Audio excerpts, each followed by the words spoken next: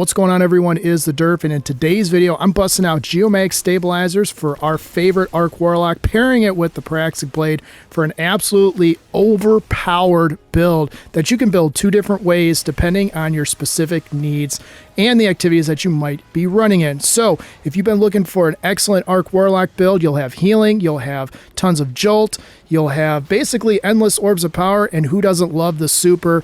Of course, Chaos Reach, the most powerful super that Warlock has to offer, extended because of the Geomag Stabilizers. Hopefully you guys like the video. Let's get it started.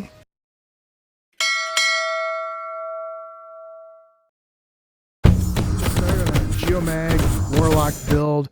Our super, of course, has to be Chaos Reach. Unleash a long-range channeled beam of concentrated arc energy. Sustained damage on a single target creates a jolting lightning strike at their position.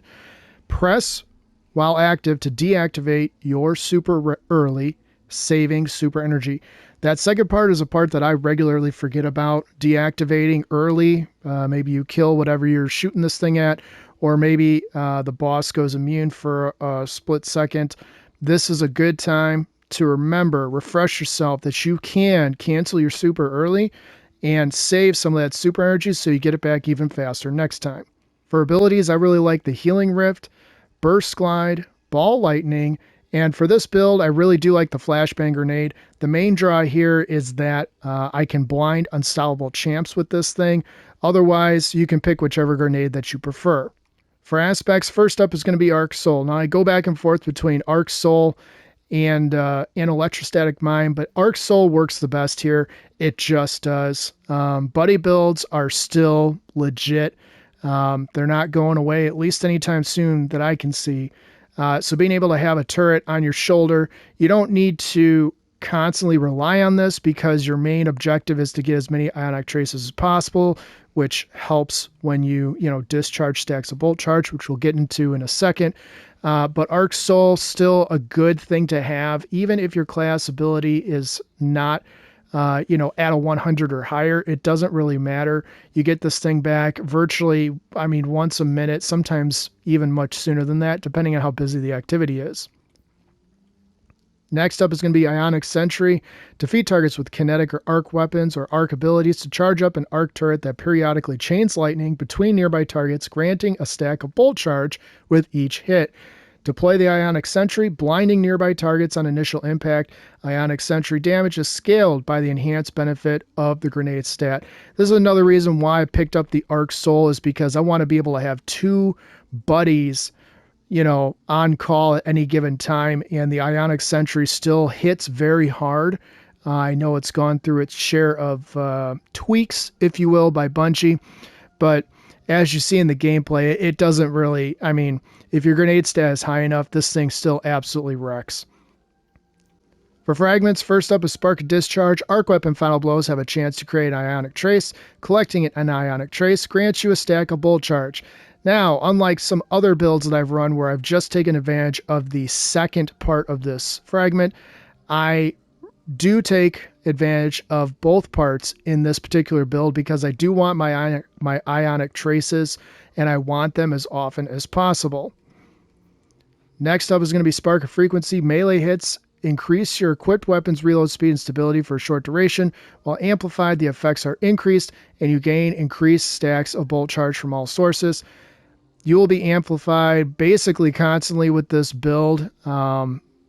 Take your pick of any number of reasons that you're going to become amplified, but it's going to happen, and you're going to be able to gain increased stacks of bolt charge, which means you'll be able to discharge those regularly, and of course, Ionic Traces will follow pretty much any time that you do that.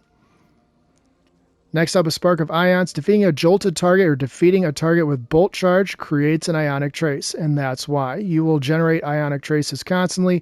I know I've already said it, but switching between your main weapon and your energy weapon, which we'll go over here in a minute, will guarantee you Ionic Traces regularly.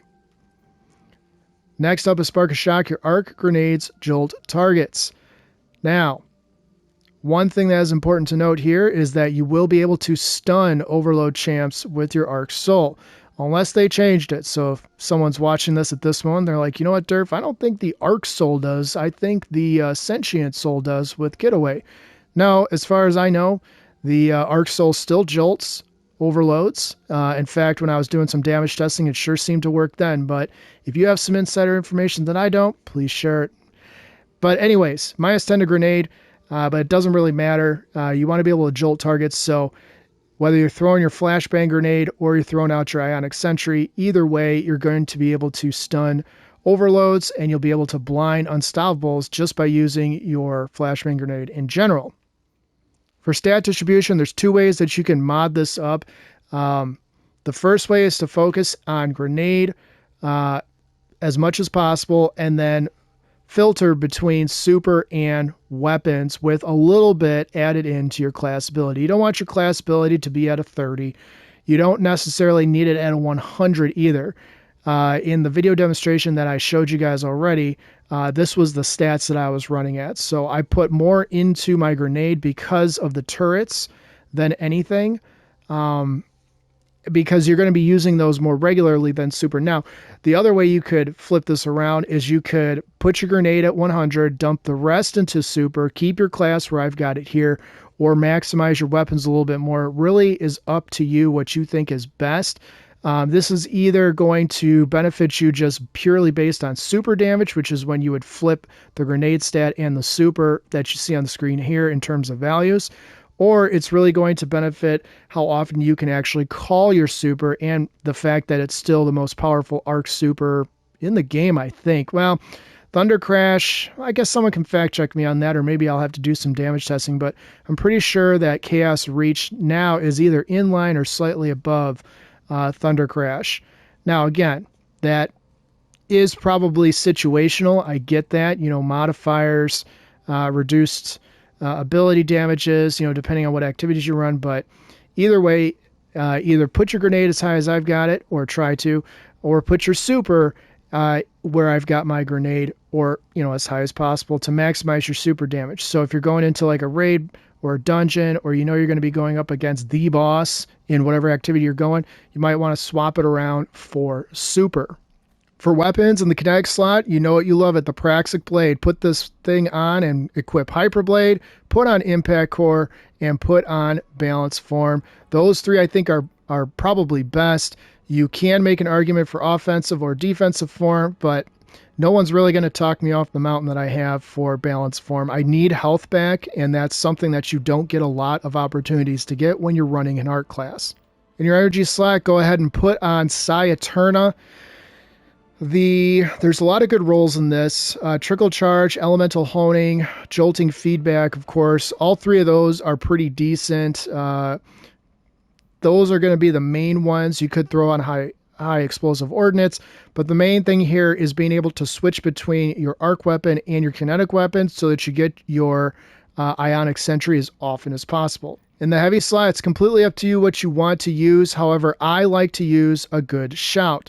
Yes, I know. Durf finally took off submersion to talk about another bow. Well, I have submersion in the event that I miss it to switch back in. So I like the bow in the heavy slot. Both of them are good bows, whether you go with a good shout or submersion, you can't really go wrong. However, a good shout gives you the ability to weaken your target with Withering Gaze, which means you could fire this off, hit your super, and do bonus damage simply by just dumping one arrow into a boss or a champ or whoever before you pop your super. That's going to be key when you're thinking about, the little nuances of your build. If you're going into something with, say, a pretty heavy delta, not in your favor, and possibly also reduced ability damage, in said activity.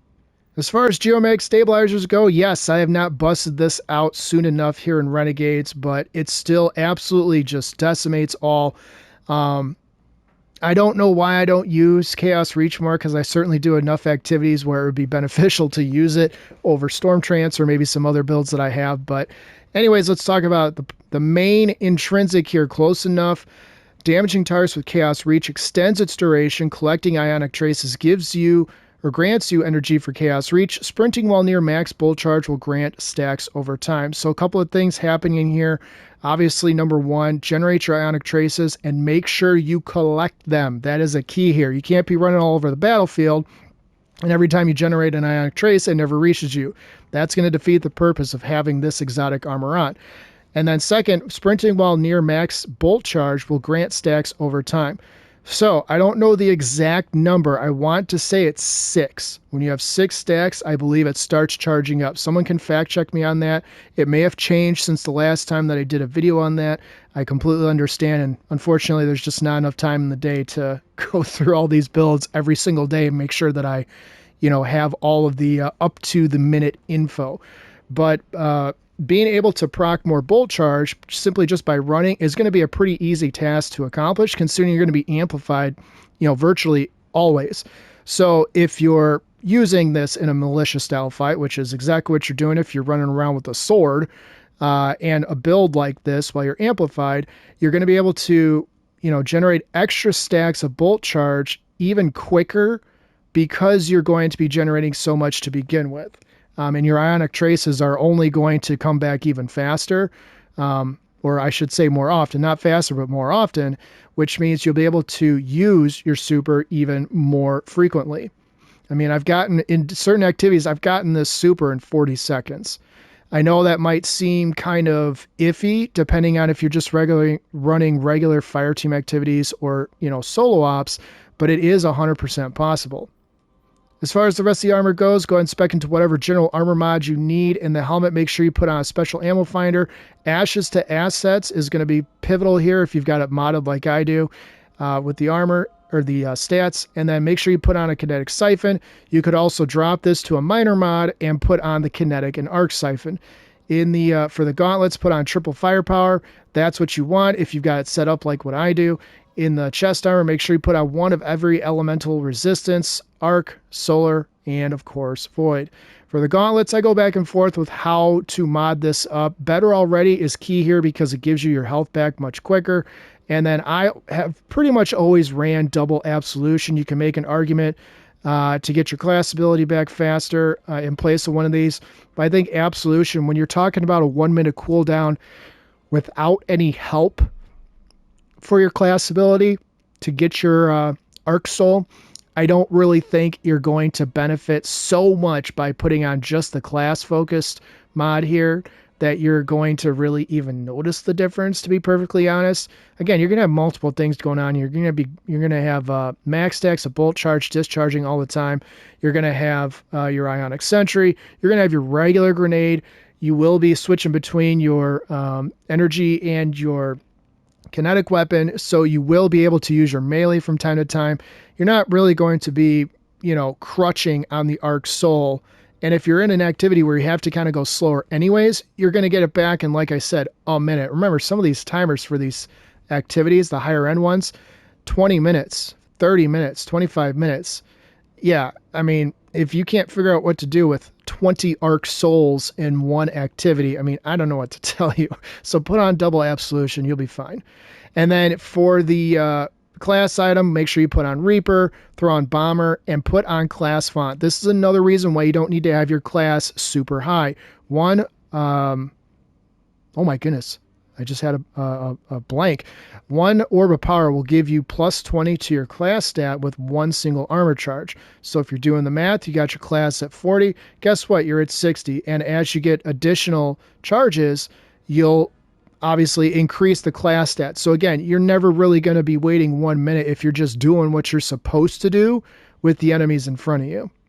For the artifact, go ahead and spec into whatever mods that you need here.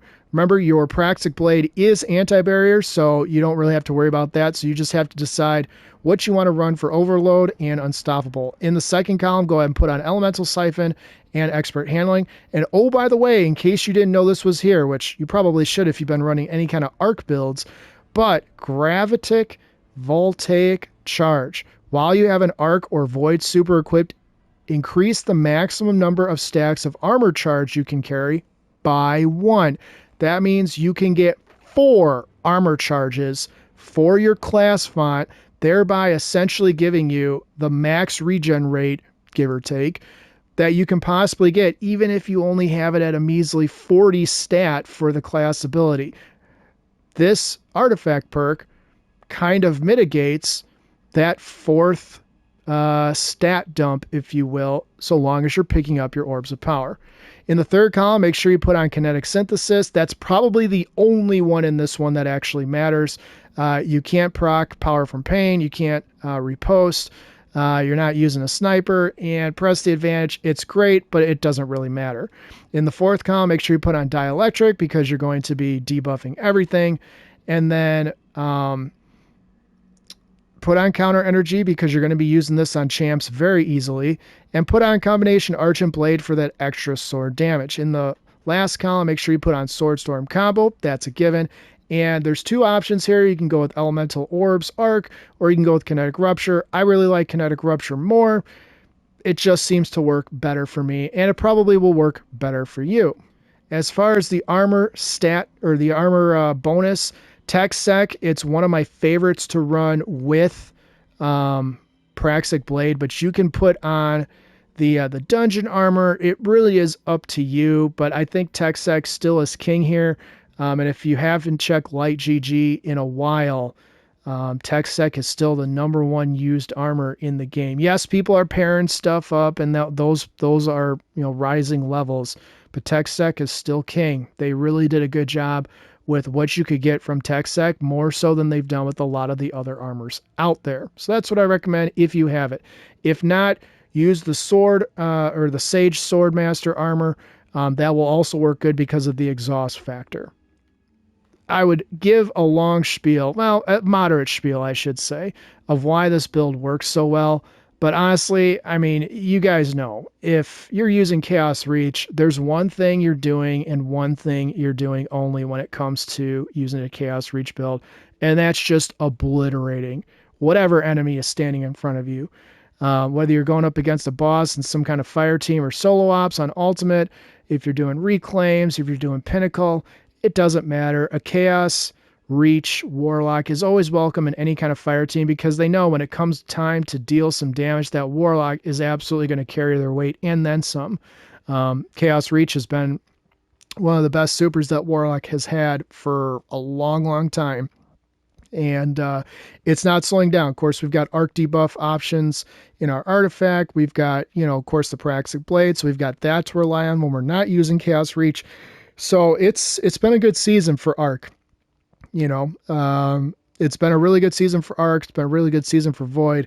But Chaos Reach, better than any Void super. I'm just going to say it. I don't really think I'm surprising anyone when I say that. But again, if you haven't messed around with Chaos Reach this season yet, this is your sign. Try it out, reacclimate yourself, because you never know. You might be going into a battle, with your buddies sometime in the near future, and you might think, what might be good here? Let's throw on some Chaos Reach, and now you've got a build. So anyways, if you guys did find anything helpful with this video, please consider liking and subscribing. The vast majority of the viewers of the channel are definitely returning, but they haven't subscribed yet. So if I'm describing you, please hit that like and subscribe button. It would really mean a lot to me. I'm thrilled with the growth that the channel has done over the last year, and we're hitting the ground running pretty hard here in 2026. So I just want to thank all of you for the support.